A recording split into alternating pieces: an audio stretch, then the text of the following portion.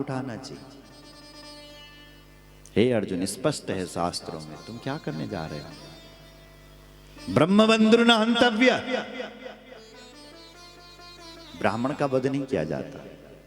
और दूसरी तरफ अर्जुन ये भी लिखा है कि आतताई बदार हण हण, जो बल आतताई होता है वो वध के ही योग्य होता है, चाहे वो तब ब्राह्मण ही क्यों ना। अर्जुन ने कहा ये तो दोनों है, ये तो आतताई भी हैं और ब्राह्मण भी है। मैं क्या करूं? गीता का ज्ञान दिया है अर्जुन को भगवान ने, और गीता में भगवान कह रहे थे, हे अर्जुन, माननीय पुरुषों का अपमान हो जाए वही उनकी मृत्यु होती है।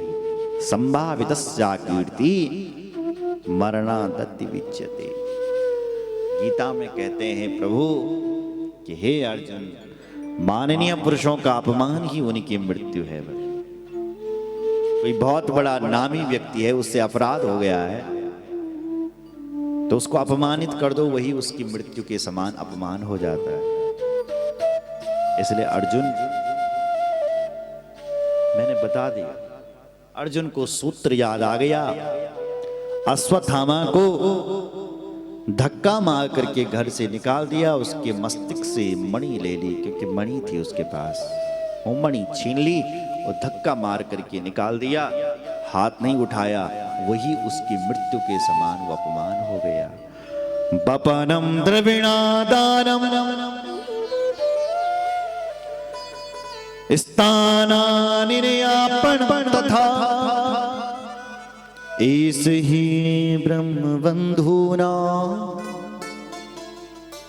वधो नान्योस्ति दैहिका। ब्राह्मण का दैहिक वध नहीं किया जाता है साहब, अपमानित कर दो, यदि इतना बड़ा अपराध कर दिया वही मृत्यु होती है। अर्जुन ने वही किया।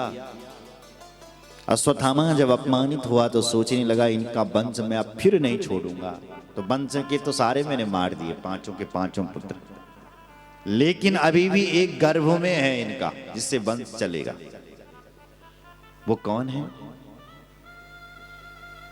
बोले अभिमन्यु की जो पत्नी है उत्तरा, उसके गर्भ में एक पुत्र है।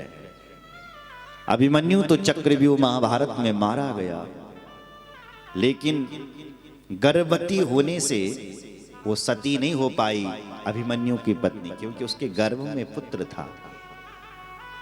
इसलिए उत्तरा के पुत्र को मैं मारूंगा। ब्रह्मास्त्र छोड़ दिया। महाभारत का युद्ध पूरा हो गया था। भगवान बोले अर्जुन हम चलते हैं, क्योंकि हम कई दिन विटन बल घर न गया, हमारी माता पिता, हमारी धर्म पत्नी हमारी राह देख रही होगी, कब से गए हैं, आए नहीं है, इसलिए मुझे द्वारिका जाना चाहिए अपने यहाँ। तो भगवान के लिए रथ सज गया और भगवान महाभारत के युद्ध के बाद द्वारिका जाने लगे। और भगवान ने एक पैर ही रथ के ऊपर रखा था, सबको अभय मुद्रा से आशीर्वाद दे रहे थे। इतने में क्या हुआ कि एक विधवा स्त्री भगवान के चरणों में दौड़ी दौड़ी चल करके आई, आवाज लगा रही, पाहि पाहि महा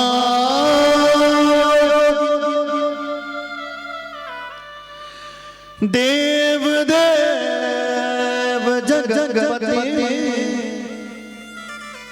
नान्यं त्वद्भयं पश्ये यत्र मृत्यु परस्परम। कह रही हैं पाहि माम, रक्षा कीजिए, रक्षा कीजिए, रक्षा कीजिए।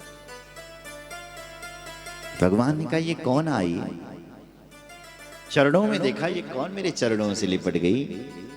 ध्यान से देखा, क्या पता चला कि ये तो पांडवों की पुत्र वधू उत्तरा है।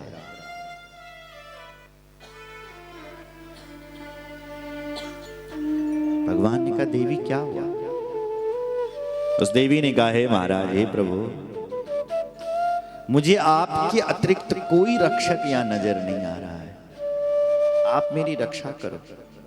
मेरे पेट में एक बच्चा है, उस बच्चे को एक अंगारा जला रहा है, अगर वो जलकर के राख हो गया बच्चा तो पांडवों का वंश कैसे चलेगा? इसलिए प्रभु आप मेरे बच्चे की रक्षा करिए, क्योंकि उसको अश्वत्थामा का ब्रह्मास्त्र जला रहा था। इसलिए कहती हो आप उस बच्चे की, मैं मर जाऊं कोई बात नहीं, लेकिन मेरा बच्चा नहीं मरना चाहिए। बड़ी बुद्धिमान है ये देवी। अपने मैं मर जाऊं अपनी चिंता नहीं है, और बच्चा नहीं मरना चाहिए। अरे भाई, पेट का बच्चा तो तभी बचेगा जब मां बचेगी, तो अपनी चिंता की बात नहीं करे। बोले मेरा पुत्र नहीं मरना चाहिए, बस मैं मर जाऊं कोई बात नहीं, मेरा बच्चा नहीं। भगवान ने कहा देवी चिंता मत कर। एक नन्हा सा रूप बनाया भगवान कृष्ण ने, अंगूठे जैसा रूप, अंगुष्ठ मात्र, और उत्तरा के पेट में चले गए भगवान। वहां जाकर के उस बच्चे की रक्षा करी और फिर बोले हैं देवी कैसा है तेरा दर्द? उस देवी की तो खुशी का पारावार नहीं। भगवान ने उस ब्रह्मास्त्र को वहीं शांत कर दिया था पेट में, और उस बालक को आशीर्वाद दे दिया हुआ। फिर प्रभु बाहर चले आए, पूछा उससे कैसा है दर्द? उसकी खुशी का पारावार नहीं। कौन से शब्दों से भगवान को धन्यवाद दे, कोई शब्द ही नहीं थे महाराज। मौन हो गई, प्रणाम करने लग गई। भगवान ने फिर सभी से कहा ठीक है भैया हम चलते हैं द्वारिका। फिर द्वारिका चलने के लिए गए। तब तक पांडवों की माता कुंती आई। कुंती ने कहा हमारे वंश की रक्षा कर रहे हैं प्रभु, और कोई इनको धन्यवाद नहीं दे रहा। तो कुंती आती हैं और भगवान का धन्यवाद करती हैं। भगवान से कहती है प्रभु आपको मेरा प्रणाम है। भगवान कहते हैं बुआ जी मुझे क्यों प्रणाम कर रही हो? उल्टी गंगा क्यों बहा रही है? भतीजे को चाहिए कि अपनी बुआ को प्रणाम करें। बुआ जी कहां भतीजे को प्रणाम करती है? कुंती कहती है प्रभु मैं अपने भतीजे को प्रणाम नहीं कर रही हूं। तो नमस्ते पुरुषं मीश्वरं प्रकृति परम अलक्षं सर्वभूतानां अंतर बहिर्वस्थितम्। हे प्रभु नमस्ते प्रणाम। भगवान बोले उल्टी गंगा। भतीजे को प्रणाम, बोले भतीजे को प्रणाम नहीं है, पुरुषम त्वाद्यम प्रकृति परम। उस प्रकृति से परे भगवान नारायण को मेरा प्रणाम। क्यों प्रणाम?